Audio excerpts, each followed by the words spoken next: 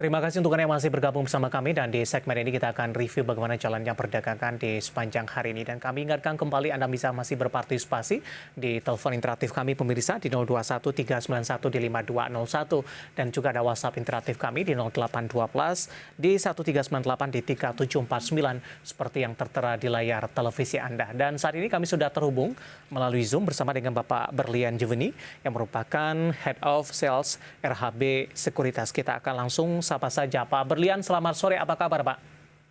Selamat sore, Mas David. Baik, apa kabar, Mas? Kabar baik, Pak Berlian. Terima kasih sudah meluangkan waktu di IDX Channel. Pak Berlian, langsung saja kita mereview pergerakan indeks harga saham gabungan hari ini tampaknya lebih dominan bergerak di zona hijau. Meskipun secara teknikal ini level 7.300-an masih belum mampu ditembus. Bahkan di penutupan sesi kedua hari ini penguatannya lebih ke arah terbatas ini.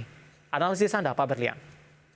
Betul, Mas David. Secara chart, kalau kita lihat secara harian ya, memang selama 1 minggu ini bahkan bisa dibilang ISG ini fenomenal dibandingkan dengan indeks tempat lain ataupun bahkan US market sendiri, Mas David. Dan untuk hari ini, seperti yang Mas David dan rekan-rekan juga ketahui, ISG sempat naik cukup tinggi, hampir retest untuk di level 7.200, tapi kemudian tutup di level 7.232 ini. Saya rasa ini ekornya cukup panjang atas ya, Mas David.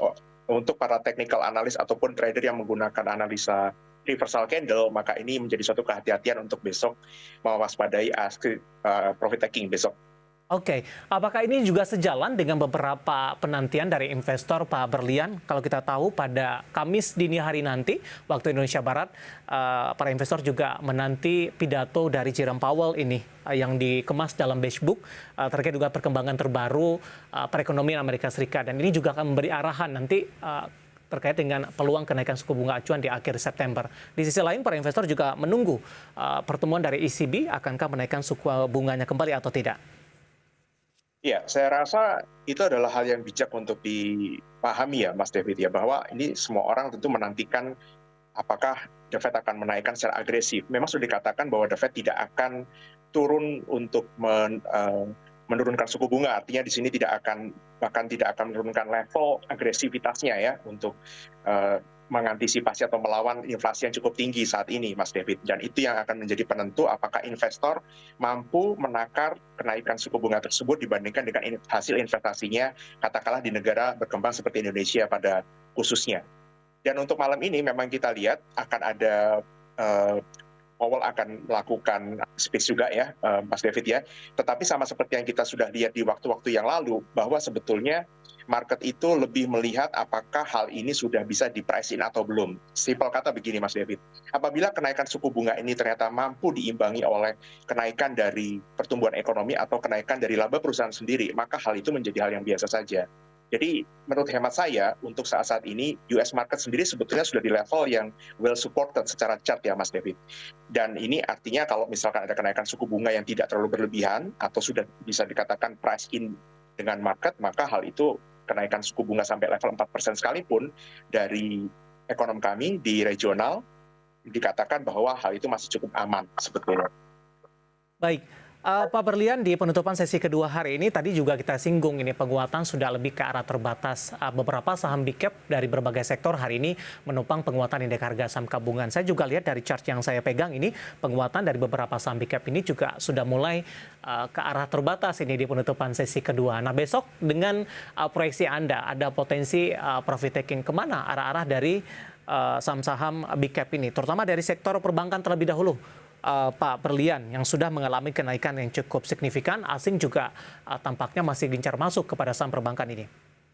Betul. Mas David, untuk kita lihat secara umum ya, bahwa ISG ini memang komposisi terbesarnya ada di sektor perbankan. Jadi apabila ISG memang berniat, tanda kutip berniat untuk lanjut naik, bahkan menembus angka tertingginya di level 7.300 sekalipun, maka memang harus saham-saham perbankan ini yang bergerak naik. Tanpa saham-saham perbankan yang bergerak naik, maka akan susah ISG untuk menembus. Dan kita bisa lihat kemungkinan penurunan pada hari ini lebih dikarenakan oleh saham-saham yang berbasis komoditi ya.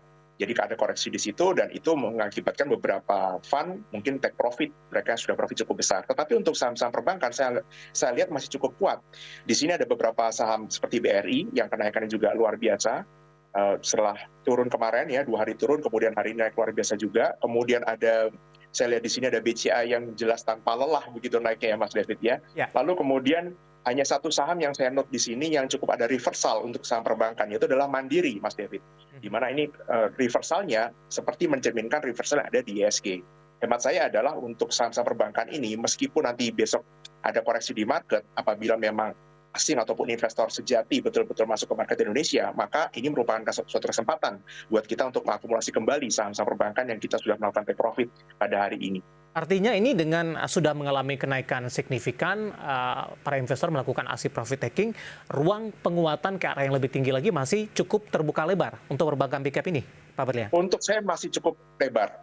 Satu hal yang perlu kita note dari ekonom kami dan dari analis kami di level regional ya Mas David ya, itu mengatakan bahwa Indonesia itu luar biasa. Net interest margin kita masih cukup menarik dibandingkan negara-negara lain. Bahkan bank digital yang sempat kita bahas tahun lalu Mas David, ternyata di Indonesia pun masih dilirik juga oleh asing dan oleh analis kita masih dianggap itu potensial luar biasa. Jadi memang untuk potensi ISG sendiri ditopang oleh perbankan ini, menurut saya sih masih well supported. Dan ini masih benar-benar sebagai investor pun melihat kenaikan suku bunga ini akan bisa dipass on ke pihak consumer ataupun ke pihak lender, Mas David. Tapi kalau kita lihat dari posisi penutupan sesi kedua, Pak Berlian, ini penguatannya agak berbeda ini dari beberapa perbankan big cap. BBRI menguat signifikan sendirian di 3,14%. Apakah memang dari sisi teknikal untuk BBRI jika dibandingkan dengan beberapa perbankan big cap lainnya jauh lebih menarik atau peluang untuk naik lebih tinggi lagi cukup terbuka lebar, Pak Berlian? Ya, untuk secara teknikal semuanya bisa kita katakan sebenarnya sama-sama terbang ya Mas David ya, sudah sama-sama naik dan terutama di sini adalah BCA selain BBRI itu sendiri. Tetapi seperti kita pahami di waktu-waktu lampau, ketika BBCA itu naik terlebih dahulu dan sudah menembus bahkan ke all time high-nya, biasanya akan diikuti juga oleh BRI. Mengapa? Karena alasannya sebetulnya bukan kembali ke teknikal tapi kembali ke fundamentalnya. Di mana untuk PBV-nya BRI sendiri masih jauh lebih murah dibandingkan BCA sekalipun. Dan ini buat investor asing dengan dividen yield di level katakanlah sekarang masih di level sekitar 5% ya plus minusnya dengan tahun lalu atau 3%, bahkan itu masih cukup menarik dibandingkan bahkan suku bunga dari The Fed sekalipun, ditambah lagi dengan potensi upside dari kenaikan harga sahamnya sendiri. Itu adalah untuk BRI-nya. Sementara untuk BNI kita sama-sama tahu secara book value pun masih cukup menarik juga. Baik.